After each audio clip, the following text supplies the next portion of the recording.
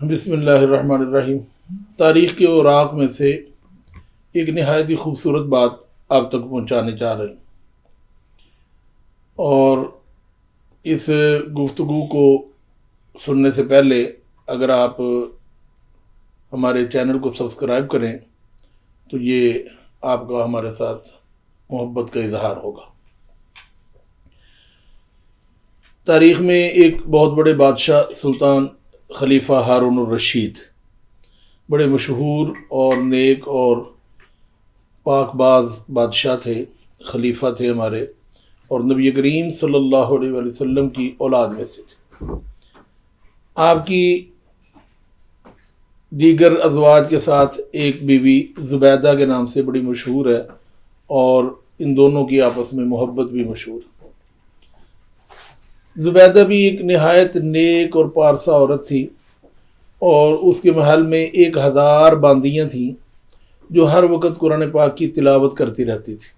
ان کا یہی کام تھا کہ وہ ان کے محل میں بیٹھ کر قرآن پاک کی تلاوت کریں۔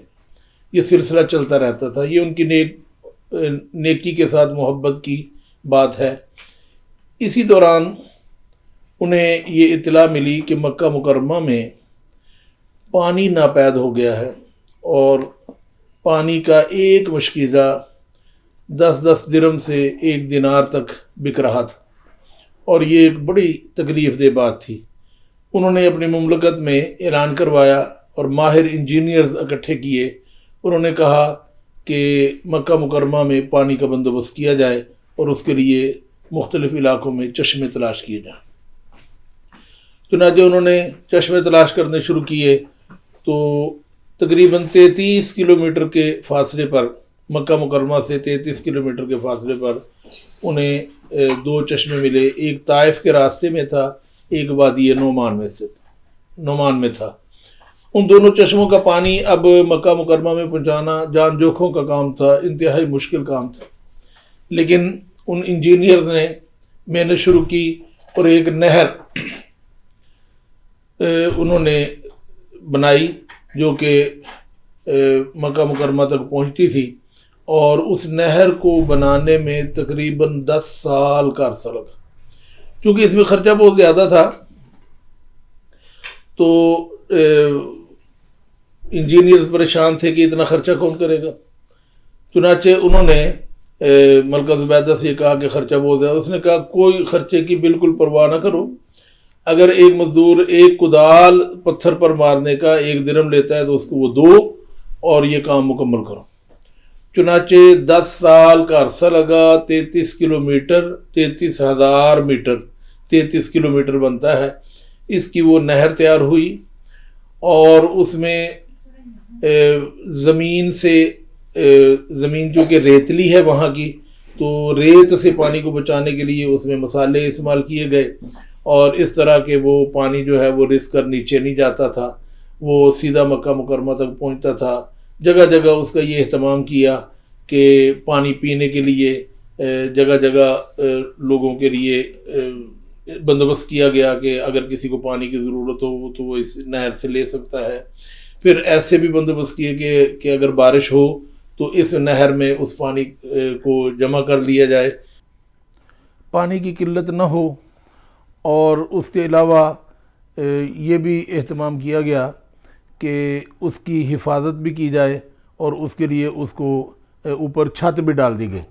اور بعد میں ملکہ کو اس کا حساب پیش کیا گیا، تو حساب میں تقریباً 70 لاکھ درہم کا خرچہ آیا۔ تو جب یہ حساب کا پرچہ ملکہ کو پیش کیا گیا، اس وقت وہ اپنے محل میں دریائے دجلہ کے کنارے بیٹھی تھیں۔ جیسے ہی ان کے ہاتھ میں وہ پرچہ پہنچا، انہوں نے وہ پرچہ اٹھا کر دریا میں پھینکا اور کہا کہ حساب کو حساب کے دن پر رکھو، یعنی یہ حساب جو ہے وہ اللہ رب العزت کے ساتھ ہی ہوگا، دنیا میں اس کا حساب نہیں دیکھا جائے گا۔ اب ہم یہ دیکھتے ہیں کہ آج کے دور میں یہ تقریباً 1200 سال تک وہ نہر چلتی رہی۔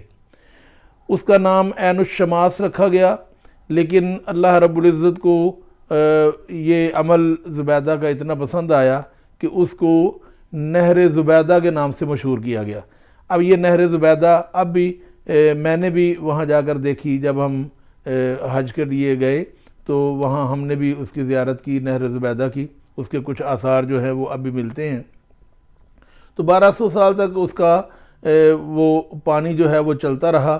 اب چونکہ جدید دور ہے تو نئے بندوبست ہو گئے ہیں، تو آج کے انجینئر اس بات پر حیران ہیں کہ 1200 سال پہلے اتنا عظیم کام کیسے ہوا، لیکن ہمیں یہ پتہ چلتا ہے کہ یہ سب کے سب، یہ سارا کا سارا کام جو ہے یہ محبت کی وجہ سے ہوا، عقیدت و احترام کی وجہ سے ہوا، اور زبیدہ نے یہ کام کر کے اپنی آخرت سنوار لی، اور دنیا میں اس کا حساب کتاب بھی نہیں رکھا، اور کہ اللہ رب العزت اس کا حساب کتاب کرے گا، تو یقیناً اللہ رب العزت اس کا اجر اور اس کو ضرور عطا فرمائے گا، اور لوگوں کو اس کا جو نتیجہ اخذ کرنا چاہیے وہ یہ ہے کہ جو بھی شخص اللہ رب العزت کے لیے، اللہ کی مخلوق کے لیے آسانیاں پیدا کرتا ہے، اللہ رب العزت کی خوشی کی خاطر جب لوگوں میں آسانیاں پیدا ہوں گی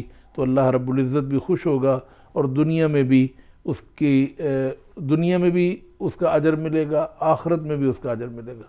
آج ہم اگر ملکہ زبیدہ کی بات کر رہے ہیں تو اس کے ساتھ اور بھی تو ملکائیں ہوں گی ہارون الرشید کی، لیکن ان کا کوئی نام نہیں جانتا، تو اس سے آپ اندازہ لگا لیں کہ جو اللہ کے کام کرتا ہے اللہ رب العزت ان کے ناموں کو بھی زندہ رکھتا ہے، ان کے کاموں کو بھی زندہ رکھتا ہے۔